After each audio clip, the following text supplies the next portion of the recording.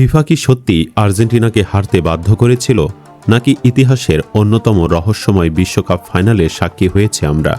Match শেষ হয়ে গেছে, কিন্তু প্রশ্ন শেষ হয়নি। এনজো ফার্নান্দেসের রহস্যময় মন্তব্য, দ্বিপলের বিস্ফোরক বার্তা, মেসির পরিবারের অনুপস্থিতি, একের পর এক অস্বাভাবিক ইনজুরি, বিতর্কিত সিদ্ধান্ত এবং পুরো টুর্নামেন্টে দুর্দান্ত খেলা আর্জেন্টিনার ফাইনালে সম্পূর্ণ ভেঙে পড়া। এসব কি শুধুই কাকতালীয়, নাকি পর্দার আড়ালে এমন কিছু ঘটেছিল যা এখনও বিশ্বের চোখের আড়ালে রয়ে গেছে? তা নিয়েই আলোচনা করব জীবনের কথার এই ভিডিওতে। শেষ পর্যন্ত ভিডিওটি দেখুন, কারণ ভিডিওতে থাকা কিছু তথ্য হয়তো আপনার মাথাকেই ঘুরিয়ে দিতে পারে। ফিফা বিশ্বকাপের ফাইনাল নিয়ে বিতর্ক যেন কিছুতেই পিছু ছাড়ছে না। এবার সে বিতর্কের আগুনে ঘি ঢেলেছেন এনজো ফার্নান্দেস। এই আর্জেন্টাইন মিডফিল্ডার বলছেন, যখন সময় পার হয় তখন আপনি বুঝতে পারেন যে ফাইনালে ফলাফলের চেয়েও বড় কিছু একটা রয়েছে। তিনি আরও বলেন যে আর্জেন্টিনার হয়ে খেলতে পারাটা জীবনের সবচেয়ে বড় পাওয়া এবং এই দেশের সম্মানের জন্য তিনি আরও চেষ্টা করবেন। কিন্তু সবার প্রথমে তিনি উল্লেখ করেন যে এই ফলাফলের চেয়েও বড় কিছু আছে।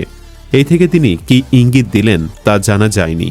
তবে আর্জেন্টিনার বিভিন্ন বিষয় নিয়ে যেভাবে তোলপাড় চলছে, সেখানে এনজোর এমন একটি কথা পুরো ঘটনাকে স্পষ্ট করে দিচ্ছে যে 2026-এর ওয়ার্ল্ড কাপ ফাইনাল ম্যাচের আগে এমন এক ঘটনা ঘটেছে যেটা দলকে হারতে বাধ্য করেছে। আর্জেন্টিনার মতো একটি দল স্পেনের বিরুদ্ধে যা খেলেছে তা অবিশ্বাস্যই ঠেকেছে অনেকের কাছে।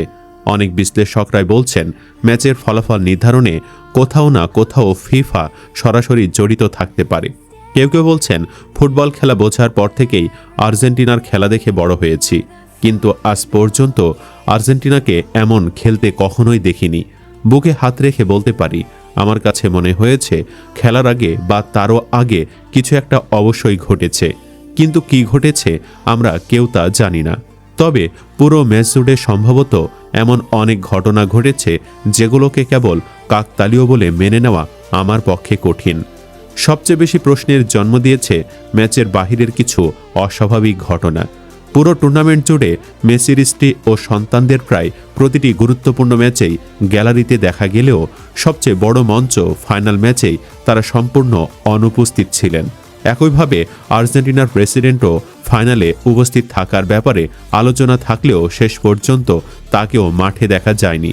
শুধু তাই নয়, পুরো আসরে নিয়মিত গ্যালারিতে উপস্থিত থাকা আর্জেন্টাইন তারকা ও অ্যাথলেটিকো মাদ্রিদের প্রধান কোচ দিয়েগো সিমিওনেকেও ফাইনালের দিন আর দেখা যায়নি।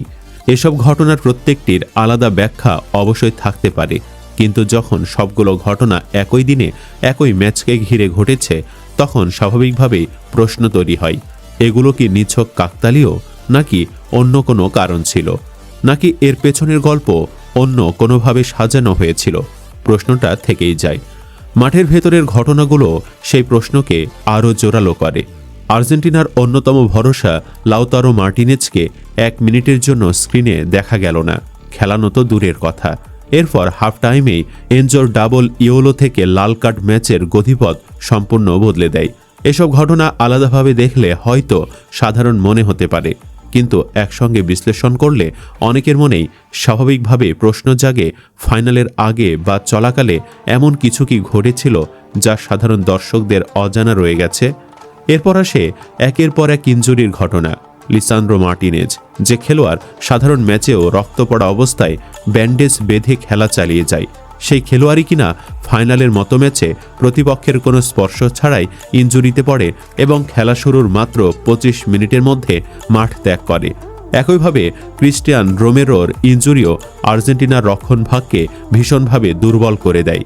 এর সঙ্গে স্ক্যালোনির একের পর এক অস্বাভাবিক ও প্রশ্নবিদ্ধ বদলে পুরো ম্যাচের চিত্রকেই যেন আরও রহস্যময় করে তোলে।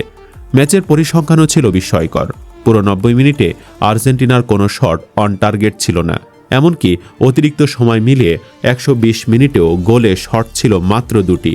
যেখানে স্পেন প্রায় 800টি পাস সম্পন্ন করেছে, সেখানে মেসিদের পাস ছিল 300-রও কম। বিষয়টি সত্যি অবিশ্বাস্য মনে হচ্ছে, তাই না?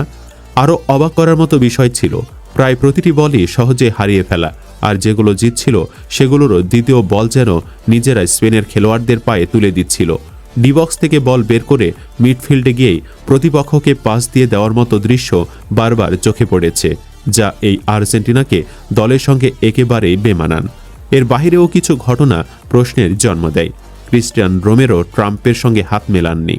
আবার ম্যাচ শেষ হওয়ার পরও Messi, Alvarez, Rodrigo De Paul, Lautaro Martinez, Enzo Fernandez ও লিসান্দ্রো মার্টিনেজ এদের কেউই এখনও পর্যন্ত আর্জেন্টিনায় ফেরেননি। সবশেষে আসে গোল্ডেন বলের বিষয়টি। রদ্রি কোনোভাবেই এই পুরস্কারের প্রধান দাবিদার ছিলেন না। তাহলে কোন পরিসংখ্যানের ভিত্তিতে তাকে গোল্ডেন বল দেয়া হলো? সেই প্রশ্নের উত্তর আজও আমাদের সবারই অজানা।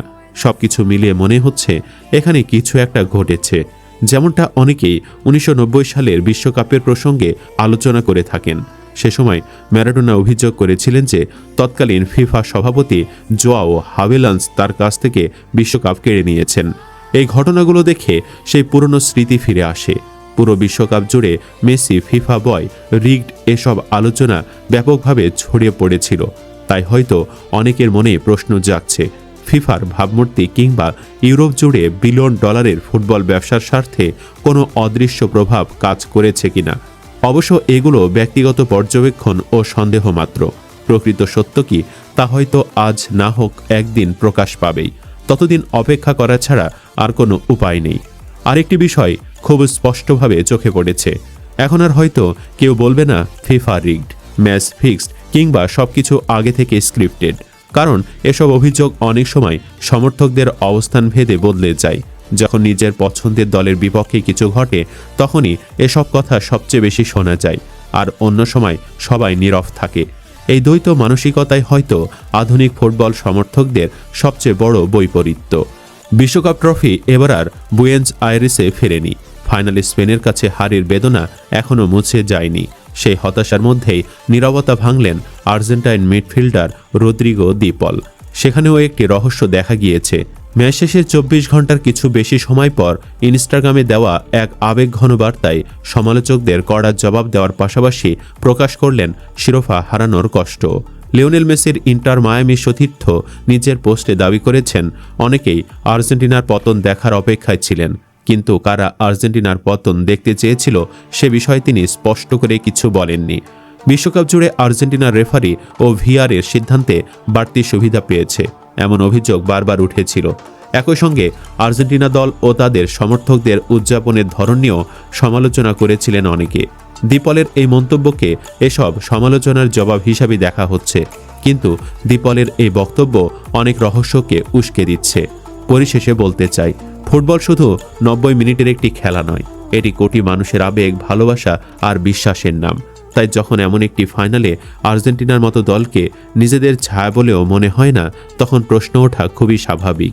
হয়তো আজ আমাদের হাতে কোনো চূড়ান্ত প্রমাণ নেই, কিন্তু মাঠে যা দেখা গেছে তার অনেক কিছুই সাধারণ ফুটবল প্রেমীদের মনে অগণিত প্রশ্নের জন্ম দিয়েছে। এনজো ফার্নান্দেসের রহস্যময় মন্তব্য, ডিপলের আবেগঘন বার্তা, গুরুত্বপূর্ণ খেলোয়াড়দের অনুপস্থিতি, অস্বাভাবিক ইনজুরি, বিতর্কিত সিদ্ধান্ত, সবকিছু যেন একই সুতোয় গাঁথা এক অসমাপ্ত গল্পের অংশ। তবে একটি বিষয় নিশ্চিত, একটি পরাজয় কখনো আর্জেন্টিনার ইতিহাস, মেসির উত্তরাধিকার কিংবা এই দলের লড়াইয়ের মানসিকতাকে মুছে দিতে পারবে না।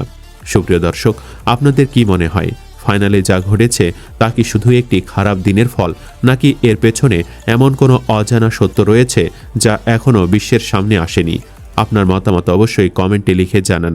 ভিডিওটি ভালো লাগলে লাইক দিন এবং এমন বিশ্লেষণধর্মী ভিডিও নিয়মিত দেখতে আমাদের চ্যানেলটি সাবস্ক্রাইব করে পাশে থাকা বেল আইকনটি অন করে রাখুন। ধন্যবাদ।